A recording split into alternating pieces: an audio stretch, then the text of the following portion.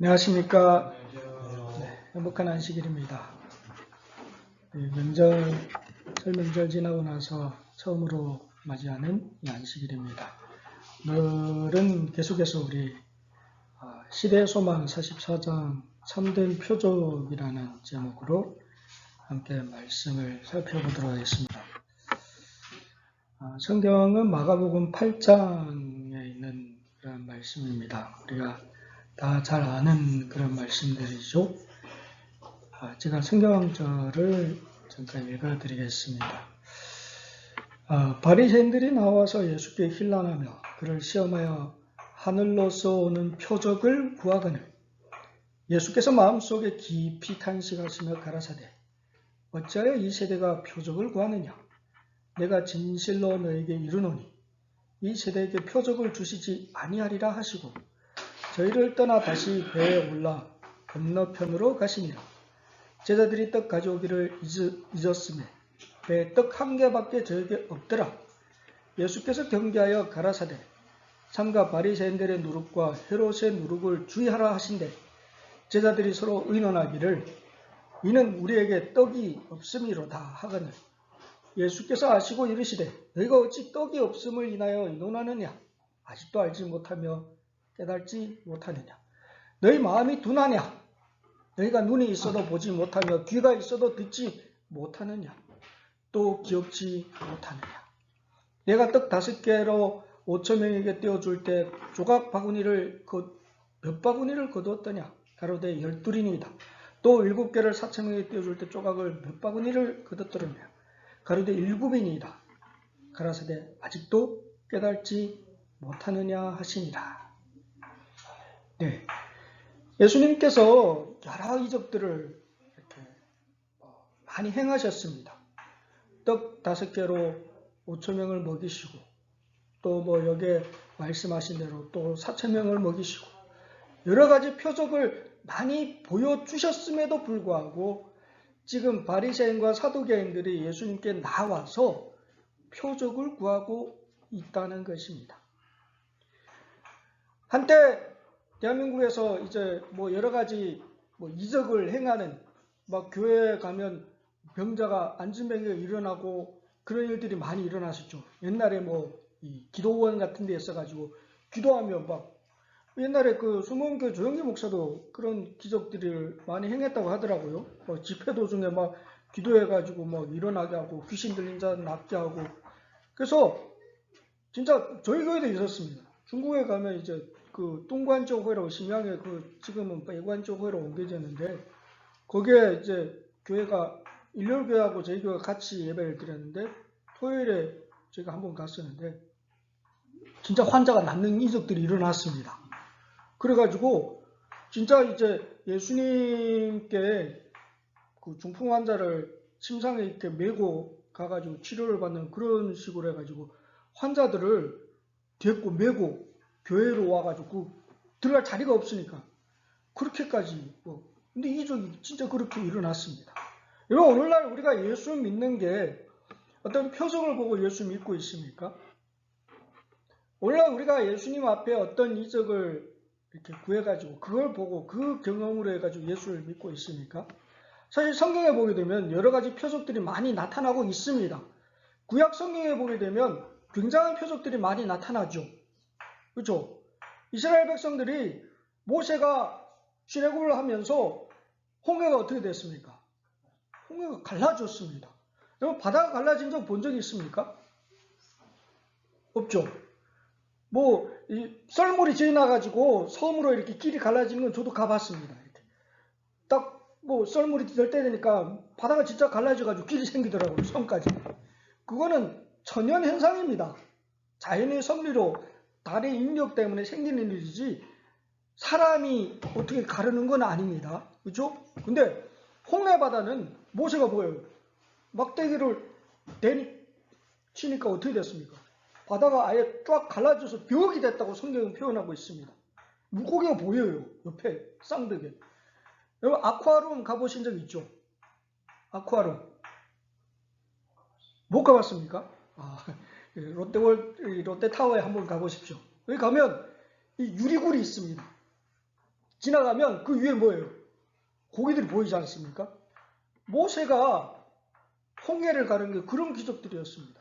그 이스라엘 백성들은 굉장한 기적을 봤습니까? 근데 예수 잘 믿었습니까? 하나님 잘 믿었습니까? 여러분, 표적을 보고 하나님, 나 정말 이거 보여주면 저는 잘 믿겠습니다. 그 소리 믿지 마십시오. 그걸 보여줘도 잘 안 믿습니다. 그걸 해도 이 백성들은 제대로 하나님을 믿지 않았다는 거예요. 바리새인과 사두개인들 지금 예수님을 따라다니면서 예수님의 표적을 봤습니까? 못 봤습니까?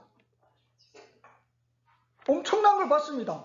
아니, 떡 5개와 물고기 2마리로 지금 몇만 명이 먹었는데 자기들도 거기에서 얻어 먹었어요? 안 먹었어요? 먹었습니다. 그런데도 지금 뭘 요구하는 겁니까?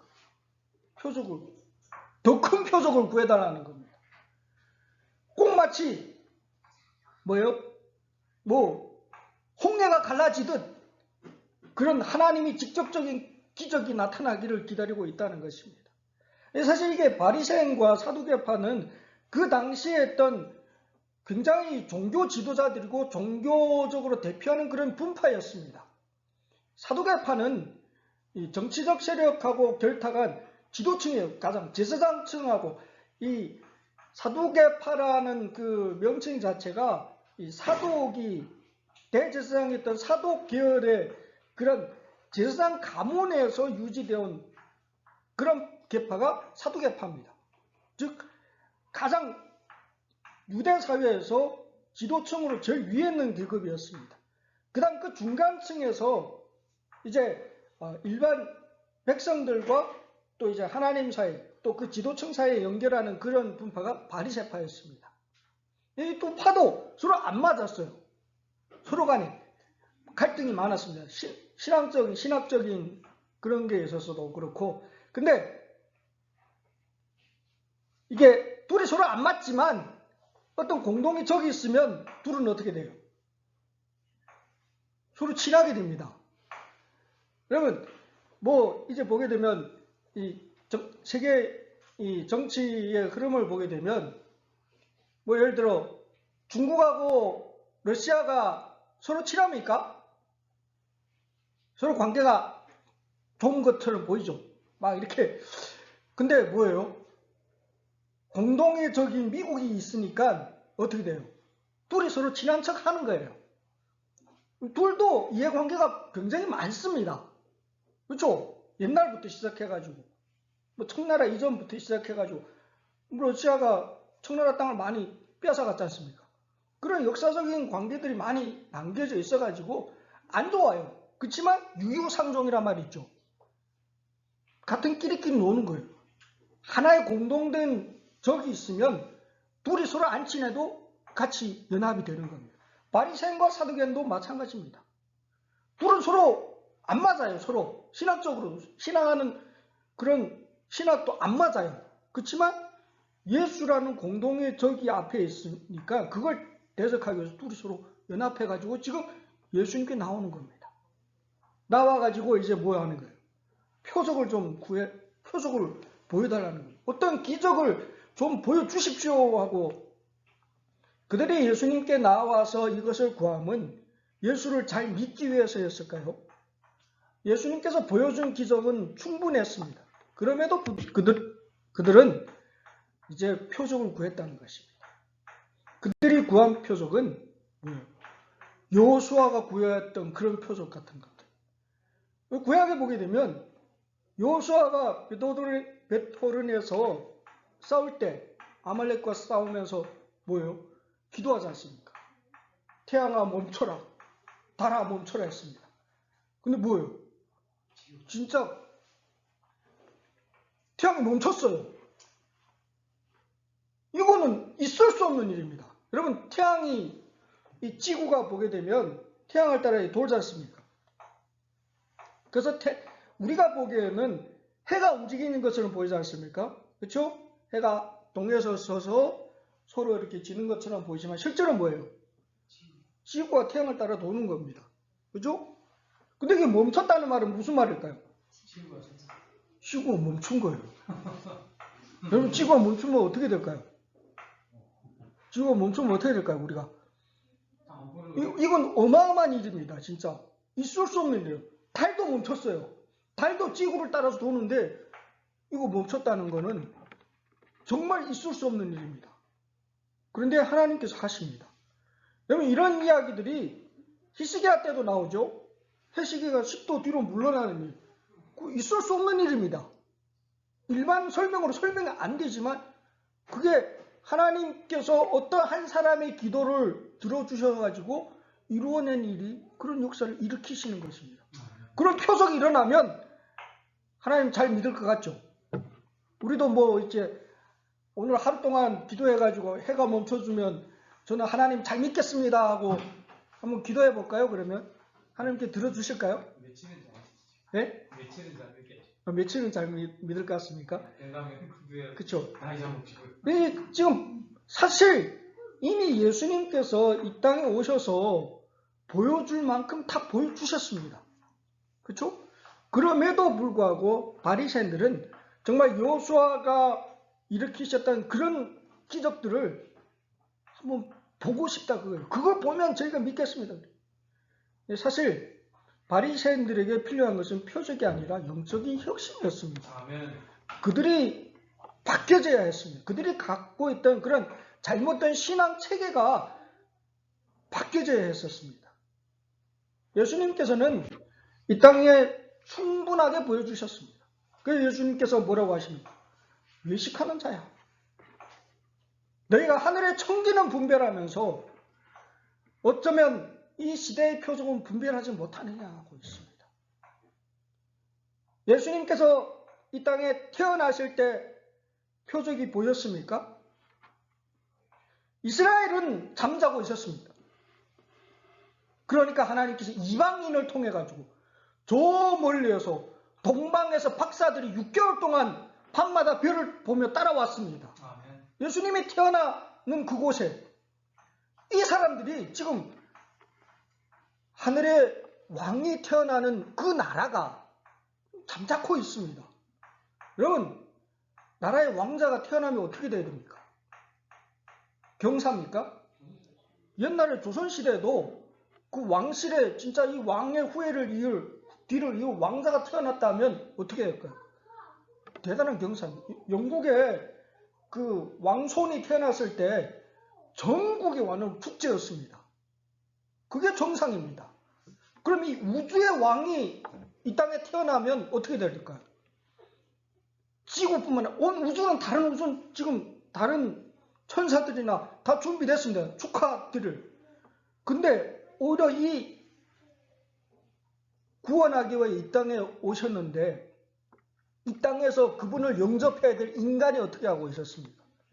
준비가 안 되어 있었습니다. 누구도 몰라요. 하나님께서 이방인들을 통해 가지고 그걸 알린 거지 않습니까? 그리고 뭐예요? 광야에서 목동들에게 누가 나타났습니까? 천사들이 나타났어요. 정말 그 많은 허다한 천사들이 무리가 나타나가지고 찬양을 하나님의 아들이 탄생에 대해서 축하를 드렸다는 겁니다. 그리고 뭐예요? 침례를 받으실 때 그 수많은 사람이 요단강에서 침례원에게 침례받기 위해 거기에 갔는데 뭐예요? 하늘에서 성령이 비둘기처럼 임하는 게 예수님께 임하는 그 모습이 보였다는 것입니다. 표적입니까? 표적입니다. 그럼에도 불구하고 바리새인들이 믿었습니까? 그 침례 요한에게 침례받기 위해 수많은 바리새인들이 갔다고 그랬습니다. 성경에. 근데 그 사람들이 예수 믿었습니까? 안 믿었어요. 표적은 있었지만 안 믿었다는 것입니다. 그러면서 또 오히려 표적을 구하고 있다는 것입니다. 여러분, 하나님의 표적은 충분합니다. 우리에게 이미 보여주신 것은 충분합니다. 표적을 따라 우리의 믿음이 흔들리면 결코 안 된다는 것입니다. 하나님께서 이 시대에도 표적을 주고 있습니다. 지금은 마지막 종말의 시대입니다. 정말 예수님의 때가 얼마 남지 않았습니다. 예수님 오시겠다고 한 때가. 그렇기 때문에 우리는 더욱더 어떻게 해야 될까요? 시대의 징조를 분별할 수 있어야 됩니다. 표적을 따라 신앙이 우왕좌왕하는 것이 아니라 예수를 바라보면서 가야 된다는 것입니다. 아멘. 표적을 구하다 보니까 결국 뭐예요? 그 표적을 일으키시는 표적의 핵심인 예수님을 망각하고 살아간다는 것입니다. 예수님께서 탄식하면서 이야기하죠. 너희가 어찌 표적을 구하느냐? 요나의 표적밖에는 표적이 없느니라. 예수님께서 말씀하신 요나의 표적은 무엇을 상징하는 것이었습니까? 즉 예수님의 죽으심이었습니다.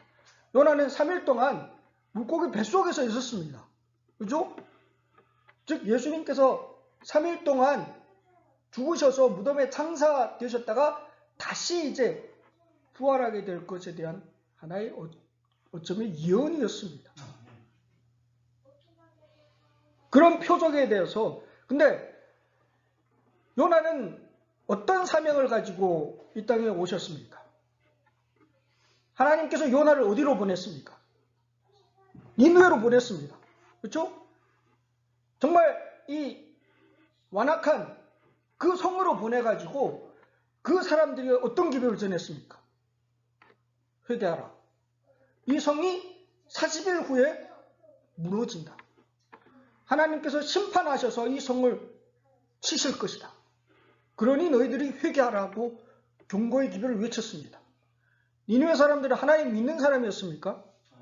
아니요. 그럼에도 불구하고 요나의 기별이 전해졌을 때 니느웨 사람들이 회개했습니다. 죄를 무릅쓰고 왕으로부터 시작해서 모든 백성이 하나님 앞에 진실된 회개를 했다는 것입니다. 그래서 예수께서 뭐라고 하십니까? 마지막 때에 니느웨 사람들이 너희들을 심판하겠다는 것입니다.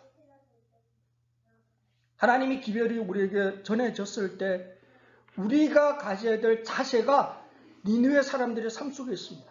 예수님께서 충분하게 하늘로부터 온 표적을 보여주셨습니다. 그리고 기별을 전했습니다. 예수님이 전했던 첫 번째 기별이 뭡니까? 회개하라. 천국이 가까웠도다. 하나님의 나라가 이미 임재했습니다. 여러분 회개하십시오. 그게 예수님의 기별이었습니다. 오늘도 마찬가지로 예수님의 기별은 똑같이 우리에게 전달되고 있습니다. 이제 우리는 어찌해야 하겠습니까? 사람들이 침례 요한의 기별을 듣고 어떻게 했습니까? 그럼 우리가 뭘 해야 됩니까? 도끼가 나무 뿌리에 놓였다. 너희들이 회개하라 그랬습니다. 많은 세리들이 나왔습니다. 많은 사람들이 나와가지고 로마의 군병들까지도 와가지고 우리가 어떻게 해야 됩니까? 하고 물었습니다. 그때 뭐라고 했습니까? 늑탈한 것이 있거든 가서 돌려주라. 너희들이 지금 사는 삶의 방식을 바꾸고 올바로 예수 안에서 새로운 삶을 살아가라고 말씀하고 있다는 것입니다. 신앙은 그냥 이제 다른 사람의 눈에 보여주기 위해서 하는 것이 결코 아닙니다. 바리새인들의 신앙이 가장 큰 특징이 뭐냐면 보여주는 식의 신앙이었다는 것입니다. 사실 이 땅에 예수님께서 우리에게 보여주신 가장 큰 표적이 있다면 바로 그분의 거룩한 품성에 관한 증거라는 것입니다. 그래서 성경에 사도 바울도 내 안에 이 마음을 품으라. 곧 그리스도 예수의 마음이니 하고 이야기하고 있다는 것입니다. 그리스도인의 삶 속에서 드러난 가장 큰 표적은 변화라는 것입니다. 교회 10년 다니는데 그 삶의 변화가 없다면 그 사람은 그리스도인이라고 말할 수가 없다는 것입니다. 예수 믿는 가장 큰 증거는 삶의 변화입니다. 이분이 굉장히 대단한 목사님, 제가 아주 존경하는 일요일교회 목사님이신데 이찬수 목사님이라고, 이분이 진짜 대단하신 분이에요. 이분이 교회 분당에 이 교회가 몇천 명 되는 교회가 있었습니다. 이분이 그 교회 담임 목사였습니다. 근데 그 교회를 12개로 쪼개가지고 다 나눠줬습니다. 교회 이렇게 청년 목사들 목회하는데 그 교회 몇천 명 되는 교회를 열 몇 개로 쪼개가지고 사람들에게 다 이렇게 분할해서 목회하고 자기도 그 중에 가장 작은 그룹을 이렇게 리드해가지고 새롭게 목회합니다. 그리고 오늘날 교회가 대한민국의 세계 10대 교회 중에 7개 교회가 대한민국에 있습니다. 10대 교회. 대표적인 게 여의도 순복음교회. 여의도 순복음교회 혹시 가보신 적이 있습니까? 옛날에 제가 대학 다닐 때 몇 번 갔었는데 어마어마합니다. 일요일 날에 거의 5분가 6분까지인가 이렇게 예배를 드리는데 그때 저희가 이제 오전 예배 3부 예배인가 2부 예배인가 가서 참석을 해봤었는데 일요일 날 되면 거기 교통이 전부 다 교인들이 한 번 예배 드리는데 몇만 명씩 들어가 예배 드립니다. 굉장하겠죠. 정말 그것이 하나님께서 원하시는 그런 교회일까 하는 것입니다. 근데 이 분은 이찬수 목사님이라는 이분은 그게 아니라는 겁니다. 진정한 교회, 하나님께서 원하시는 교회는 어떤 것일까? 정말 대형 교회가 그것이 예수께서 원하시는 그런 교회의 방식이었을까 하는 것입니다. 그러면서 이분은 교회를 다 쪼개서 다 나눴습니다. 이분이 쓰신 책 가운데 이 유명한 책이 있습니다. 삶으로 증명하라. 그리스도인이 세상에 보여줄 수 있는 가장 큰 표적은 무엇이냐? 당신의 삶이다 했습니다. 변화된 삶으로 예수를 증가하라는 것입니다. 그게 우리가 세상을 향해 보여줄 수 있는 가장 큰 표적이라는 것입니다. 왜 바리새인들과 사두개인들이 예수를 싫어했을까요? 예수께서는 삶으로 보여주셨기 때문입니다. 말로가 아니라 어떤 겉으로 드러나는 화려함으로 아니라 그 자신의 삶으로 사람들에게 하나님 아버지를 보여주셨기 때문에 바리새인들은 싫어했다는 것입니다. 오늘날 우리가 이 세상에서 보여주실 가장 큰 표적은 바로 그러한 것이라는 것입니다. 품성의 변화가 없는 신앙은 가짜입니다. 그것은 그리스도 없는 신앙이 가짜인 것과 마찬가지라는 것입니다.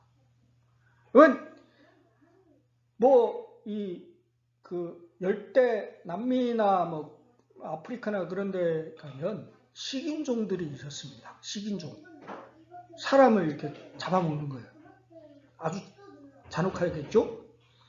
근데 이 식인종들에게 제일 처음으로 가가지고 이제 복음을 전했던 선교사들이 있습니다.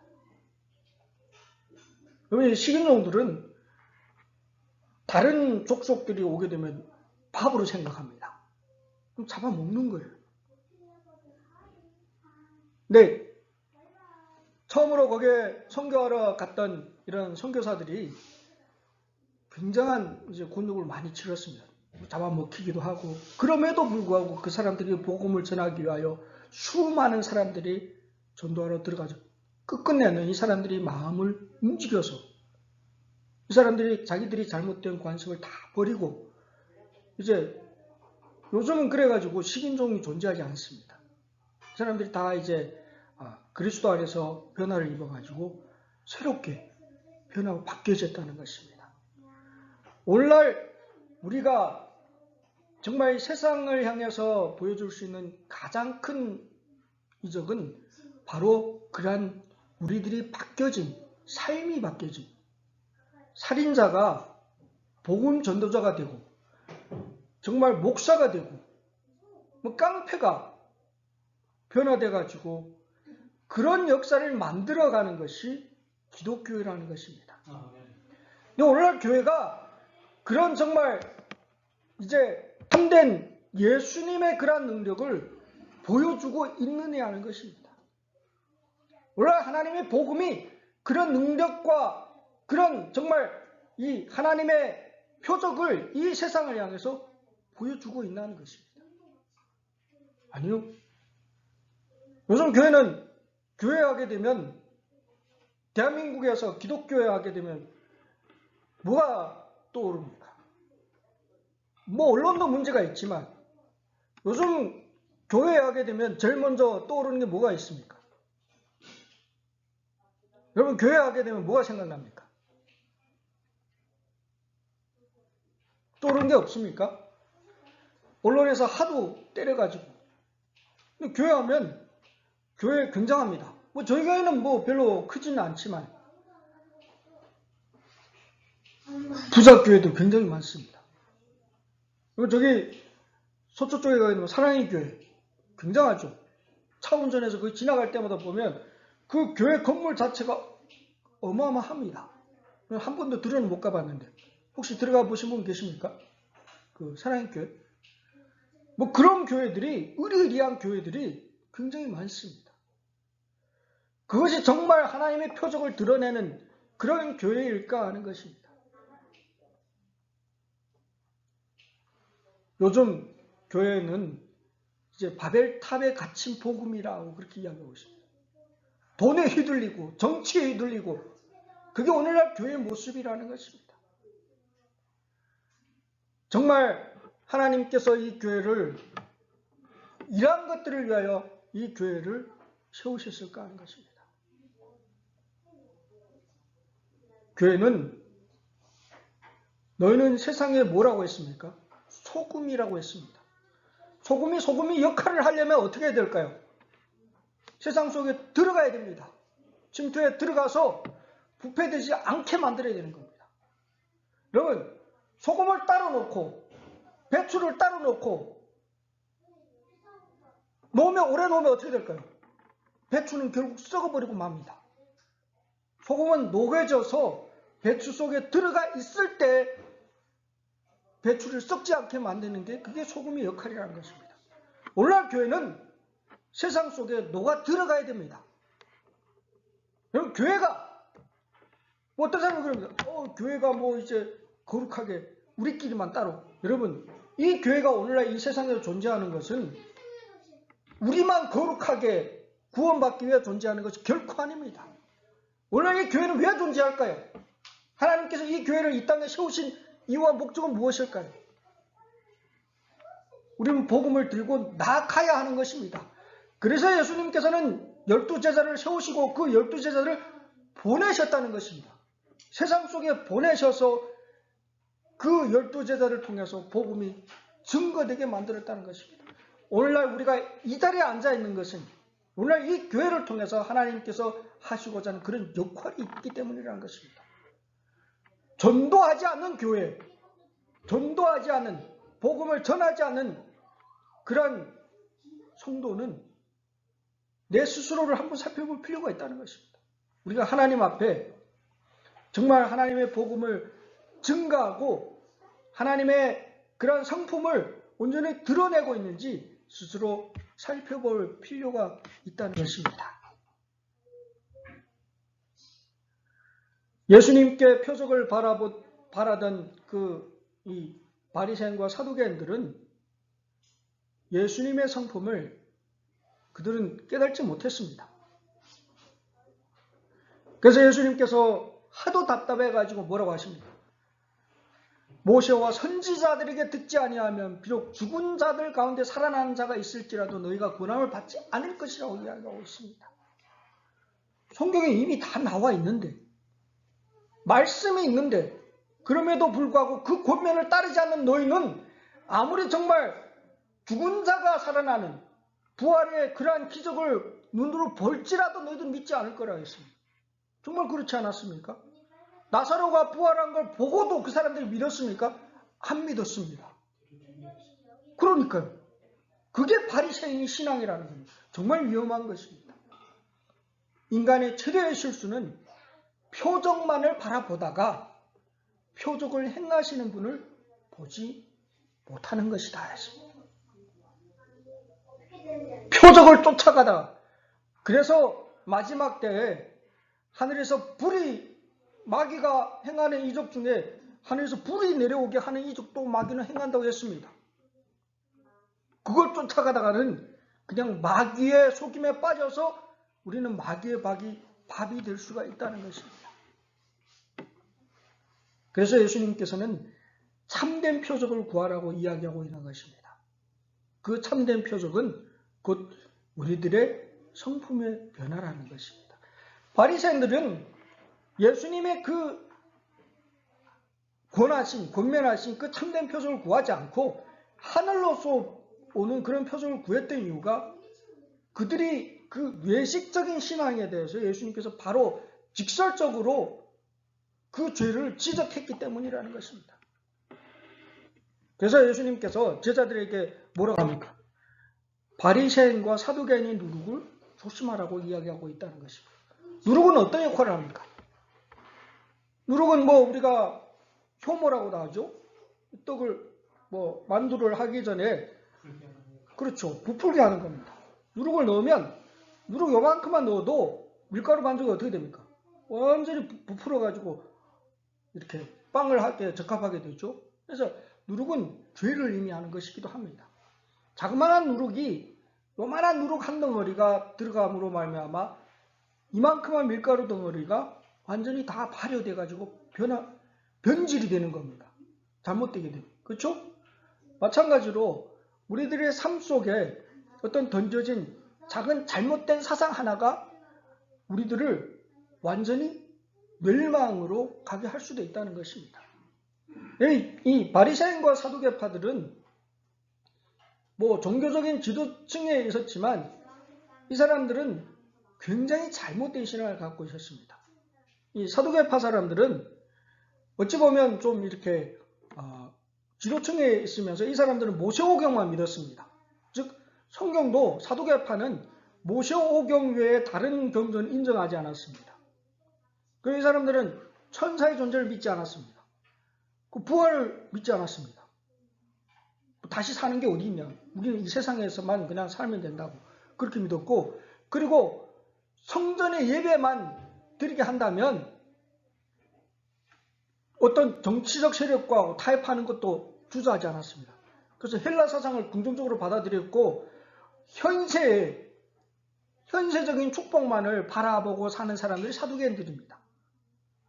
그러니까 이 사람들은 예수님이 하시는 그 말씀이 닿지가 않는 거예요. 여러분, 오늘날도 사두개파 사람들처럼 신앙하는 사람들이 있습니까? 있을까요? 없을까요? 있습니다. 예수 잘 믿어가지고 이 세상에서 그냥 잘 먹고 잘 사는 거, 그게 사두개파 신앙입니다. 오늘도 교회 나가는 사람들, 제가 보기엔 그렇습니다. 많은 사람들은 교회 가는 게 복받기 위해 갑니다. 이 세상에서 잘 먹고 잘 살고 자녀들이 평안하고 그런 것들은 절에 가도 해줍니다. 부처도 해줍니다. 절에 가가지고 요즘 중국에 이제 그 춘절기간에 일부 이렇게 그 아파트 단지에 향 있지 않습니까? 어마어마하고 기둥처럼 몇 메다짜리를 막 그 쇼츠에다 이렇게 태우고 그러더라고요. 그게 얼마인지 아십니까? 그 향불이 한 대가? 한 대가 몇천 원 넘어갑니다. 그걸 갖다 태우고 누가 뭘 빕니까? 복을 빌지 않습니다. 부처한테. 교회에 나오는 사람들의 신앙도 똑같습니다. 그런 식으로 사두개파 사람들입니다. 뭐하고도 관계없습니다. 다 서로 타협하는. 그와 반면에 바리새인들은 좀 율법적입니다. 이 사람들은 성경 전체를 다 믿습니다. 그리고 또 전통까지도 믿습니다. 탈무드에 나오는 그런 여러 가지 인간적으로 기록된 그것도 믿고, 그리고 이 사람들은 부활을 믿었습니다. 천사의 존재도 믿고. 근데 굉장히 이게 율법적이었습니다. 그러니까 어떤 규례와 규칙을 성경에 나오는 십계명을 이 사람들 더 쪼개가지고 몇백 개도 더 되게 이제 또 자기들 나름대로 인간의 계명을 만들었습니다. 그리고 그걸 무조건 지키라고 했습니다. 이걸 지키는 것이 우리가 구원받는 길이다. 아주 철저하게. 사실 예루살렘 AD 70년에 예루살렘 멸망하고 나서 사두개파는 없어졌어요. 근데 그 예루살렘이 멸망한 게 우리가 하나님의 율법을 경시했기 때문이라 해가지고 예루살렘 멸망 후에 바리새파는 더욱 극성했습니다. 더 이제 그러다 보니까 이 사람들은 뭐예요? 예수가 안 보이는 거예요. 예수를 안 믿는 거예요. 근데 이런 신앙들이 굉장히 좀 위험합니다. 재림교회 안에도 바리새주의가 있을까요, 없을까요? 재림교회도 사실 신앙의 부류를 따지면 몇 가지 부류로 나눌 수 있습니다. 좀 극보수인 사람들, 그리고 이 보수적인 사람들, 진보적인 사람들, 그리고 아예 자유주의. 우리들의 신앙 형태를 우리가 스스로 살펴볼 필요가 있습니다. 나는 어떤 신앙을 하고 있는지. 자유주의는 정말 그냥 자기중심주의입니다. 사두개파나 마찬가지입니다. 사두개파들이 좀 그랬습니다. 이들은 하나님을 믿는다 하면서도 하나님을 안 믿는 게 아니라 자기를 믿는 거예요. 하나님은 단지 내가 이 세상에서 정말 좀 더 누리고 살기 위한 하나의 방편일 뿐입니다. 수단이 되는 겁니다. 오늘도 우리가 이제 그 11조 헌물에 대해서 지금 이번 교과에서 배우고 있지 않습니까? 예수께 드리는 예물. 우리의 예물을 드리는 마음가짐과 몸가짐, 여러 가지 또 액수나 그런 것들을 오늘 우리가 배워왔지 않습니까? 그런 것들이 결국에는 똑같은 것이라는 겁니다. 예수께서는 바리새인들의 누룩에 대해서 정말 여러 번 누차 경고하고 있다는 것입니다. 바리새인들의 누룩의 가장 문제는 외식이었다는 겁니다. 그럴듯하게 겉으로 보기에는 바리새인들만큼 신앙의 열정을 가진 사람은 없었습니다. 한 주일에 2번 금식 기도를 했습니다. 금식 기도 해보신 적이 있습니까? 금식 기도, 우리 금식 기도 해보셨나요? 이전에 한번 해보셨습니까? 한 번 해보셨죠. 저도 한 번밖에 못 해봤습니다. 저 거의 이제 20몇 년 신앙을 생활을 하면서 금식 기도라는 거 저는 한 번밖에 못 해봤습니다. 각자 나름대로. 근데 바리새인들은 한 주에 2번을 금식 기도를 하는 날을 정해놓고 금식 기도를 했습니다. 그리고 11조는 아마 다 잘 하고 계시죠. 오늘 교과 중에도 배웠지만 바리새인들은 최소의 11조도 드리는 사람들입니다. 여러분 최소의 11조 드려보신 적 있습니까? 잎사귀를 따다가 10번째 잎사귀를 따놓습니다. 그게 바리새인식 11조입니다. 그 말인 즉 뭡니까? 쌀을 푸다가 10번째는 따로 떼놓는 게 그게 바리새인식 11조입니다. 그렇게 11조 드려보신 적 있습니까? 그럼 예수 잘못 믿는 거예요. 바리새인들은 그렇게 얘기하는 거예요. 정확합니다. 철저하고 그러니까 옆에 사람들이 볼 때 나는 그렇게 못하니까 참 저분은 정말. 그리고 어떻게 하냐면 성경절을 이 옷술에다가 이만큼 두껍게 성경절을 다 여기다 적어가지고 다녔습니다. 항상. 그리고 여기 앞에 미간에 보게 되면 네모난 박스를 하나 이렇게 메고 다녔는데 거기 안에다 항상 성경절을 넣어서 놓고 성경절을 또 이마에다 제가 우리 장로님 같이 예루살렘에 갔을 때 거기 봤잖아요. 랍비들이 성경절 진짜 그리고 다녀요. 쓰고 다닌다니까요. 이렇게 감고 다니고 눈에 확 띄어요. 바로. 그렇게 해보신 적 있습니까? 예수 잘못 믿었네요. 제대로 못 믿은 거예요. 이 바리새인들은 다른 사람이 볼 때는 정말 최고로 경건한 사람들인 거예요. 그런데 예수께서 오셔서 뭐라고 하냐? 이 외식하는 독사의 자식이야. 회칠한 무덤이다. 이게 옆에 사람들이 볼 때는 뭔가 예수님이 잘못된 게 아닐까요? 그런 생각을 하게 된다는 것입니다. 하지만 분명한 것은 바리새인들의 그러한 잘못된 신앙은 바뀌어져야 된다는 것입니다. 그래서 예수님께서 그 누룩에 대해서 이야기하고 있다는 것입니다. 바리새인들이 갖고 있는 그 신앙의 위험이 얼마나 위험한지를 이야기하고 있다는 것입니다. 여러분 재림교회도 마찬가지입니다. 이 안에서 여러 가지로 정말 그게 빠져서 바리새인식으로 우리가 신앙을 하기 쉽다는 것입니다. 그래서 뭐예요?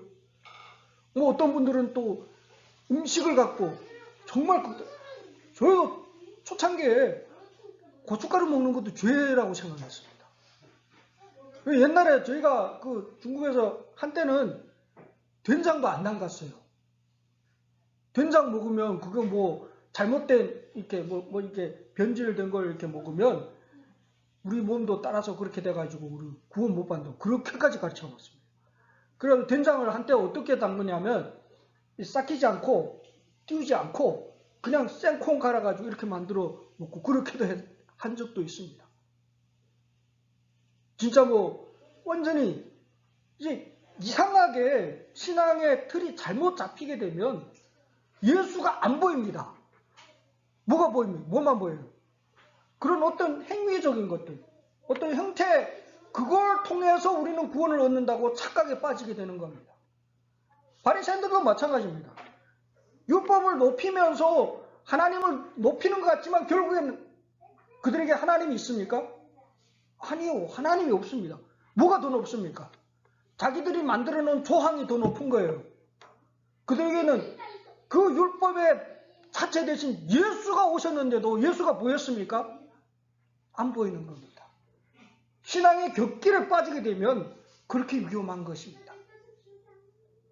오늘날도 마찬가지입니다. 오늘날도 똑같이 정말 어쩌면 우리가 뭐 하나님 법을 높이고 모든 게 하나님께로 가는 것 같지만 오히려 격길로 그것이 하나님주의가 아닌 인간주의로 가는 그런 격길에 빠질 수가 있다는 것입니다.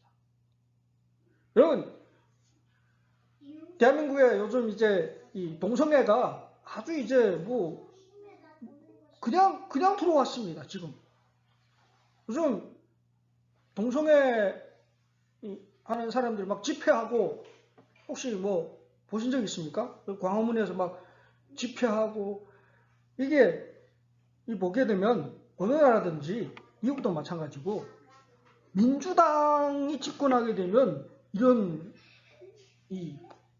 뭐예요? 예, 진보적인 그런 사람들이 집권을 하게 되면 이 동성애라는 게 인권이라는 탈을 딱 쓰고 들어옵니다. 미국도 마찬가지입니다. 진보 쪽이 딱 집권을 하고 난 다음에 동성애 아예 합법, 지금 미국에서는 동성애 결혼 합법합니다.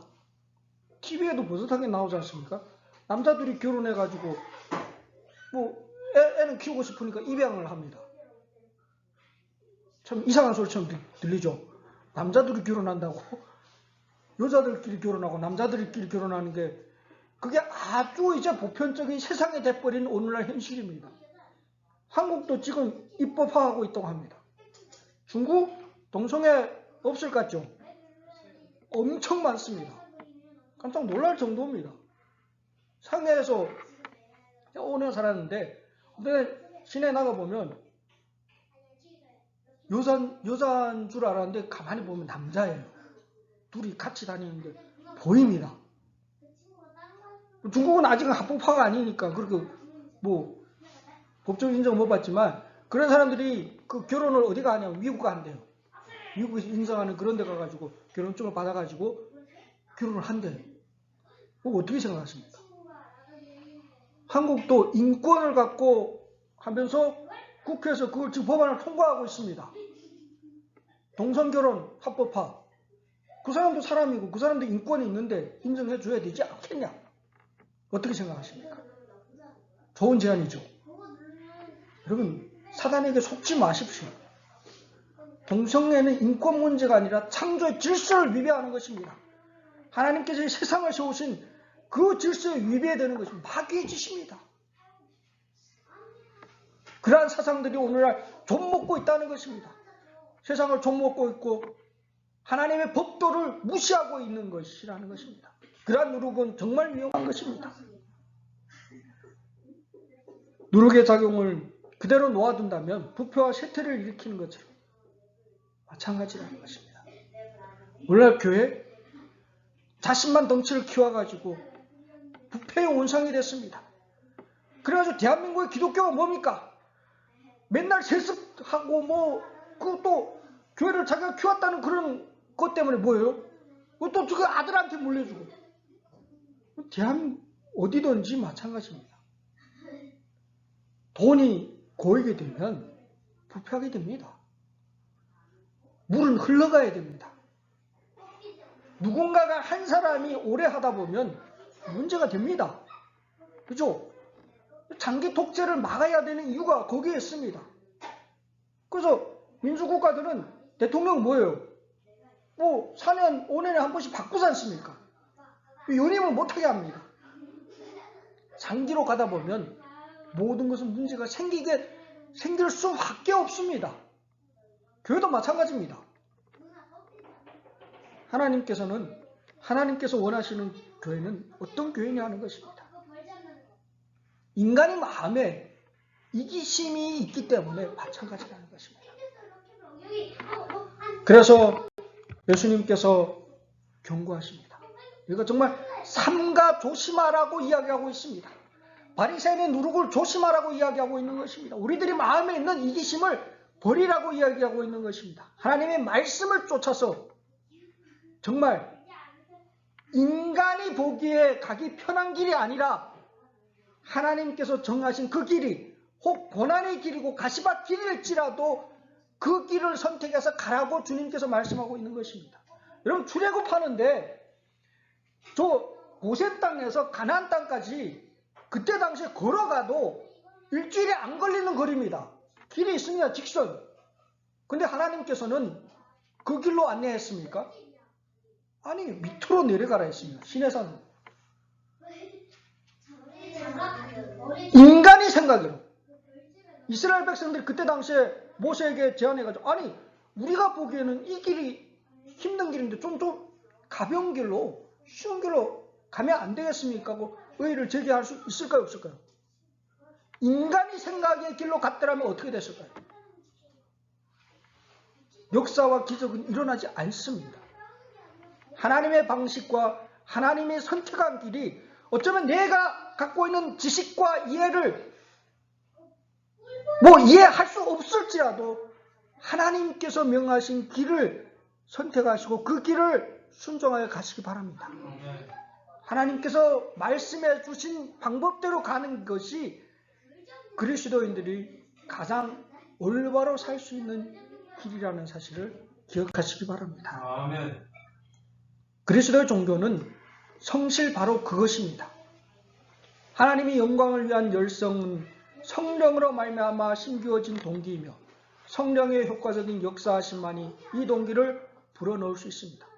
오직 하나님의 능력만이 이기심과 외식을 쫓아낼 수 있고 이 변화가 하나님이 역사하시는 가장 큰 표적이 될 것입니다. 예수 올바로 믿으시기 바랍니다. 예수님 안에서 내 생애 가운데 정말 예수께서 일으키시는 가장 위대한 표적을 경험하시고 품성의 변화를 경험하면서 하나님 앞에 또 이 세상 앞에 우리가